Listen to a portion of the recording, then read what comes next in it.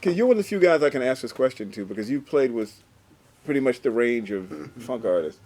What is the difference between what James Brown was doing, what you did with the James Brown and JB's, versus what you did with Paul and Funkadelic? Is there any difference for you guys musically, what you were doing? If you take the lyrics away, it's the same thing.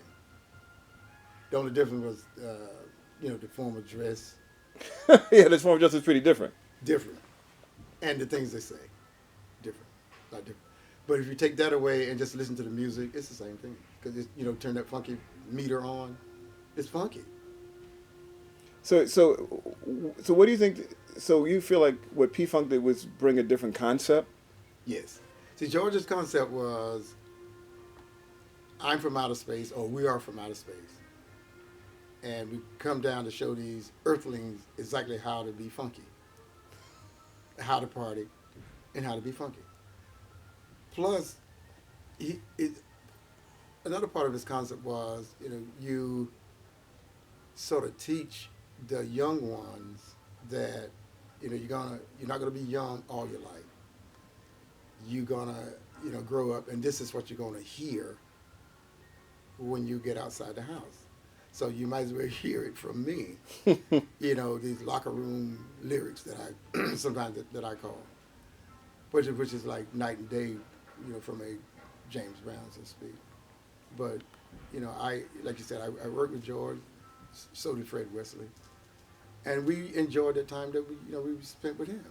He had his own concept and it was great. Was it a big leap for you to wear to go from Brown wearing basically a suit or a uniform to wearing, I don't know what you wore. Pretty much whatever you like. Yeah, and that was a big leap. And not only that, the biggest leap was the lyrics, man. I couldn't believe it. And then sometimes they would do, whatever they're singing in harmony. And that was like, whoa, that's crazy.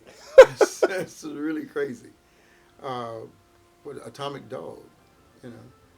I got to find me a dog. I got to find me a dog. And he go out, he find somebody, bring them on the stage, and they body slam them, put them on, and then all of them hover around. And I'm going, no, no, no. And I'm thinking, sometimes you want to be in a situation where you invite your parents, to come check you out. I said, nah. You didn't invite people to see you with George? No. No, no. You got to know about George already if you want to come. But those were fun days. They really were fun days. Talk to me about Bootsy, because you, as I understand it, you can correct me. When you joined the Georges, it was kind of to play with Bootsy, as I understood it, enjoying his band. Was that more or less? No, it seemed like. How did you get recruited? It seemed like, well, Fred had left James before me. We looked at James Brown as sort of like going to school. You are going to college, higher learning, whatever. He's always going to be there. So you be there. You go. You with James Brown for whatever period you like. Then you stop, try something else. You always come back. If it works, it does. If it doesn't, you always come back. But Fred had gone, and he had hooked up with George or Bootsy or the both of them or something. I don't know. And I think he mentioned me. And it was rumored that we would start a record company. And when it got to me, it said the four of us, ground floor, Fred Wesley, Maceo Parker, Bootsy Collins, George Clinton. I said, yeah, that sounds like we could have a lot of fun, ground floor. And that's how I got over there, but somehow that never got off the ground. How did you like living in Detroit? Did you live in Detroit? I didn't really live in Detroit. Yeah, we stayed in Detroit a lot just because we did a lot of recording in Detroit, but I didn't really live there. So you would fly in for more or less? Fly in. Was it, I'm just curious about, that was the height of Detroit as murder capital USA. So okay. I was curious how that environment affected you guys, because it had to be crazy. No. You get into a routine, when you know what there is to do, and that is leave the hotel, go to the studio, do what you do in the studio, go back to the hotel. That's it. You worked out of United Sound? Yes. Could you talk about that studio? It was it seemed like you guys did so much great work there. What was there something about that place in particular that was anything special about that studio? It seemed like George was comfortable there, And when you got to a point where you really got to start understanding his concept, which was if he had an idea, he's gonna put it down, and he look around and see who's there. He's gonna use whoever's there, and if nobody's there, he may go out on the street. Ask guy, hey man, can you hum this or say this, and then bring that person in, and record him. I mean, George was just that open to record what he felt like he had to record, and that's something we all admired him for. He would get it done somehow, and it meant another check too, because we recorded all the time. It's always something. Had me singing something one time. Oh, I can't be a half a man or something, and had the road manager doing something called "All right, you foot strangers, on to the left, right, on to the left." Some stranger, foot stranger, sergeant, something. But he would have an idea. It's almost similar to James Brown, I guess. Have an idea, find a near studio, record it, and go from there, I guess. Let me ask you one more thing about your days with Brown, because King Records was out of Cincinnati. Right. And it's interesting that Cincinnati Dayton has produced an incredible amount of great musicians and great bands. Obviously Bootsy, but also, Slave, Ohio Players. There's so many people who came out of that area. The Zap, yeah. Zap Roger. Troutman. Mm-hmm. What do you think about why that particular part of town? It seems like an unlikely place to have so many great funk musicians. No, I never get into what's the reason you were Right. born where you were born. That's almost like you sounded what you're asking me. Right. But there's a great admiration, as I said a few minutes ago, of people that's in it and can produce and do well.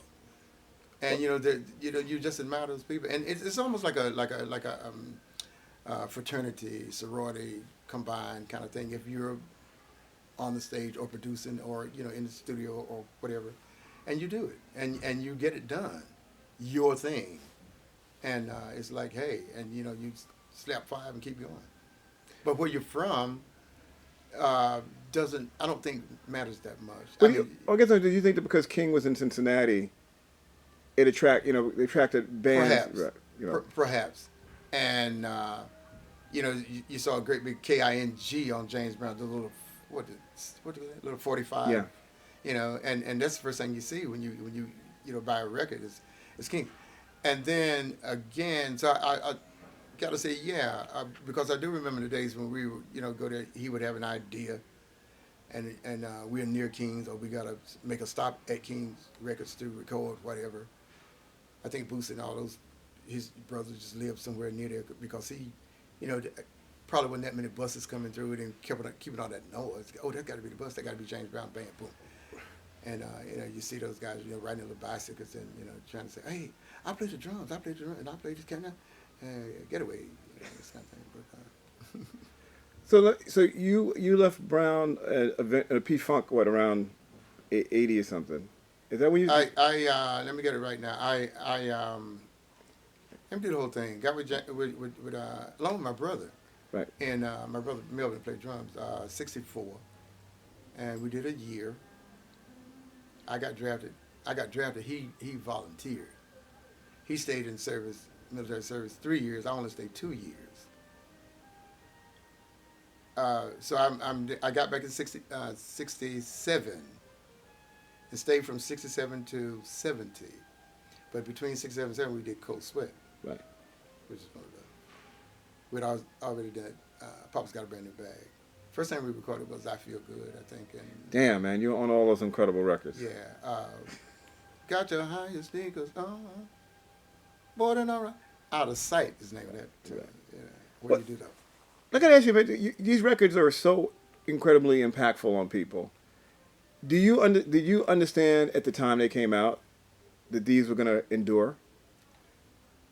Said loud, I'm black and I'm proud. We felt that, but as I started doing more solos and traveling around different places in different states and hearing the stuff, and then people sort of recognizing and pointing. Then it started, the feeling started getting home where maybe on to something here, something is really happening. As a kid, high school kid or whatever, thinking that perhaps you may get into music or recording, think, golly, I wonder what it feels like to walk into a strange place, put a coin in a machine, and now the music is playing, and that's you. That got to be, wow. And before it happens, you just think, wow, that it has to be really exciting. And then once I got to that, it was okay, but not really exciting. I said, well, sometimes I want to say, bet you don't know who that is playing that, that kind of thing. But a lot of times people knew anyway. And when you get the feeling that you're on to something, then if you do the right things, and you have a goal in mind, then you can reach that goal. I again, as a freshman in college, standing somewhere saying, "Oh, I heard the head of the music department say to a senior saxophone player, well, you can't get that job unless I recommend you or give you a good recommendation." And he wasn't talking to me. I'm just a freshman, but I went, "Wow, I got to go through that. I can't get a job unless somebody else, maybe I'll just play and perform." And there's a Night Tunisia and April in Paris, and wow, how rewarding or refreshing or nice or fun it would be to be able to get in a situation where you can play in all these places. It's like got to be wow.